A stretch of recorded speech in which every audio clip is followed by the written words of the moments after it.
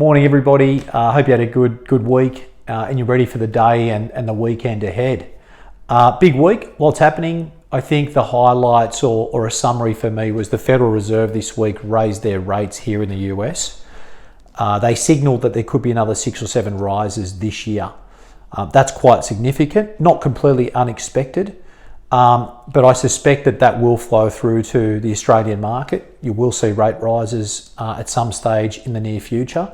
It's going to affect sentiment, buyers, and again, it's going to have another slowdown of conditions quite different to what we're experiencing last year.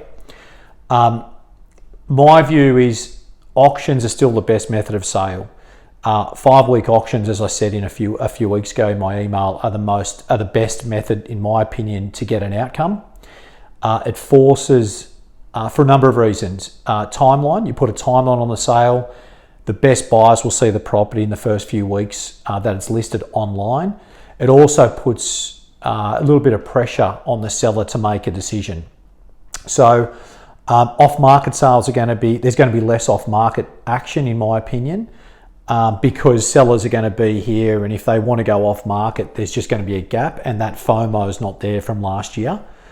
Auction is the best method when there's a slight change in conditions. It forces the buyer's hand, it forces the seller's hand. So stay courageous, keep backing the auction process. It works, and even if you don't get an outcome on the auction or before, normally the vendor, the conditioning or the process has automatically aligned the vendor for a post-auction sale. Very, very important. I think it's really important that you have to be on front of the market. Okay, so if you don't, on front of the market to me means open houses, auctions, name on signboards, getting inquiries from listings online, having listings online with you being first contact. You have to be on front of the market in this type of environment, because sellers, consumers, they're watching, who's got activity and who doesn't. This is why momentum's so important. This is why a number of you who I work with who have double-digit listings seemingly find it a bit easier than others who have no web presence at the moment, or who aren't on front of the market as much, who only have 1 listing, no listing, 2 listings, or whatever. So whatever you're doing, you've got to get on front of the market. Work with your colleagues who have listings. Ask if you can help out at open houses. Obviously hit old callback books. If you're low on listing levels, where are the next ones going to come from? What can you do to get, on front of the market? Really, really important. For me, it's warfare, but real estate is psychological warfare. It really is. You can be attacked at any time by a vendor, a potential vendor, a competitor, a colleague, one of your team members. So real estate, it's very rewarding, but almost every day you go into work, it's psychological warfare. You will either be defeated or you're going to feel like you have defeated. So you have to stay mentally strong. You have to stay calm. I always say cool heads prevail. Stay centered. Keep doing the work. You will get hit in the guts. You will get smacked in the mouth. You've got to get up. You've got to keep going. It's psychological warfare. That's how I see real estate. The stakes are high. You know what you're doing. You have the skills. You have my support. You can fall back on me. You can ask me anything, or if you're having troubles. But certainly I'm here to help. But you have to be mentally ready for this game.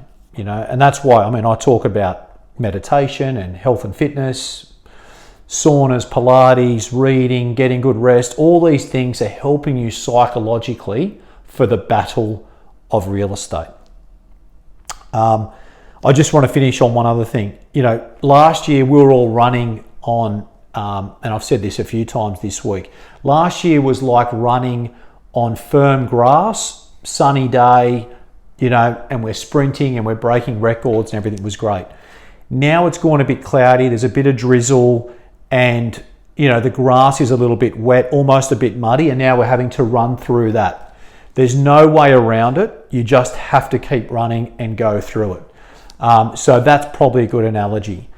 I spoke to Macleay Longhurst during the week. Macleay said, you know, market's great, everything's really good. I said, well, that's how you see it, Macleay, because you've got 15 listings, all 3 million plus in Paddington, and you've already done 8 sales this month.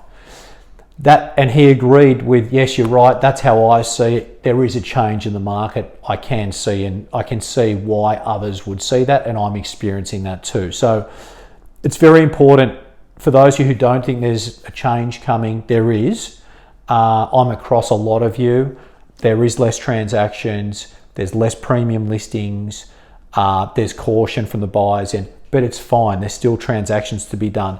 And in my opinion, a great opportunity for you to work on your skills and get through this stage with flying colours.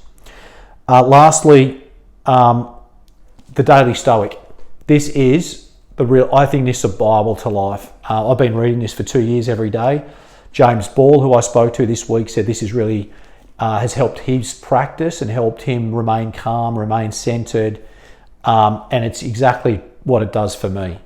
I read 1 page a day. I would recommend it. Great philosophy, great wisdoms on how to deal with the challenges, but also how to be humble in life. It's really powerful. I know a lot of you have already got it. If you're not reading it, this is a reminder, 1 page a day. For those of you who don't have it, I would strongly recommend getting this. It's 1 page a day. I read it in the morning when I wake up. I highlight what's important. And this is this is the thing that keeps me really centered and makes me look at things in a more positive way. Have a great day out there. I'm here supporting you. We're 3 months down nearly. I'm proud of all of you. I'm appreciative of your support. Looking forward to this next phase and the challenge. Go hard. Let's get it.